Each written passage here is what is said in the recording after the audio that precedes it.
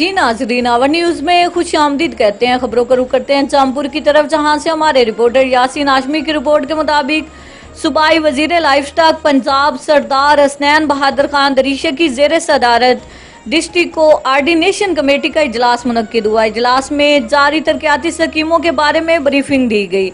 सूबाई वजीर ने कहा कि हुकूमत पंजाब जिला राजनपुर में अरबों रुपए तरक्याती मंसूबों पर खर्च कर रही है। तमाम तरक्याती मंसूबे वक्त पर मुकम्मल करें और मुतलका अफसरान खुद निगरानी करें। ये कौम का पैसा है, ज़ाया नहीं होने देंगे और काम की क्वालिटी ठीक होनी चाहिए। करप्शन और बदउनवानी को बिल्कुल बर्दाश्त नहीं किया जाए। इस मौका पर MPA सरदार अवैस खान दरीशक ने खिताब करते हुए कहा कि जारी मंसूबा जात जिला की तरक्की में अहम संग मील साबित होंगे। हमारा मकसद आवाम की खिदमत करना है।